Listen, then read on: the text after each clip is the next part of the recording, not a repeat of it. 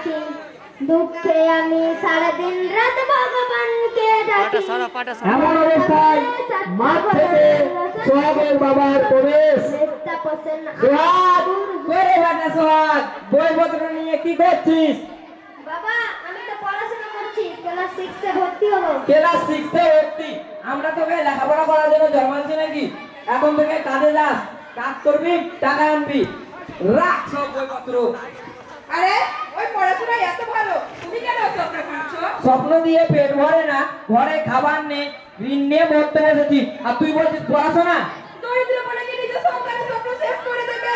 তুমি বলো, ও যদি বড় হয়ে ভালো চাকরি করে তখন কি দুঃখ থাকবে? কতদিন বেঁচে থাকবো তো? এখন যে দরকার তাহলে রোজগার, কালকে একটু কাজের ব্যবস্থা করছি। তুমি কি করে একজন বাপ হয়ে নিজের সংসারের স্বপ্ন নষ্ট করো? ও তো আমাদের জীবন পাল্টাতে পারে। বাবা, আমাকে পড়তে দাও, আমি কথা দিচ্ছি একদিন তোমার সব দুঃখ দূর করব। বাবা, আমাকে পড়তে দাও, আমি কথা দিচ্ছি একদিন তোমার সব দুঃখ দূর করব। এই ও, কথা দিয়ে কিছু হবে না, তোকে যাই বলছি তুই তাই করবি।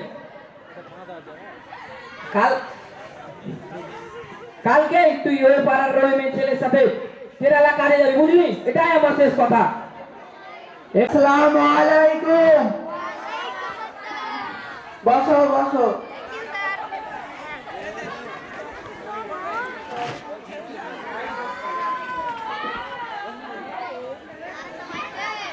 Roll number 1, present sir.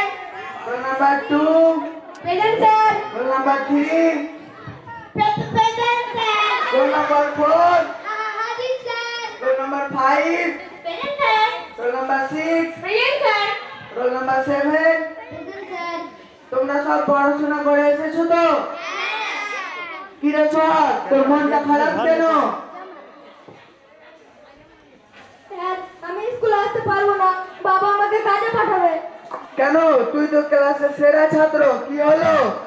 বাবা বলে লেখাপড়া গরিবের জন্য নয়, আমাদের খাওয়ার টাকা নেই স্যার। তুই চিন্তা করিস না, আমি কালই তোদের বাড়ি গিয়ে তোর বাবা মার সঙ্গে কথা বলবো। যা নিজে জায়গায় গিয়ে বস। আর হ্যাঁ, আজকে তোমাদের স্কুল ছুটি।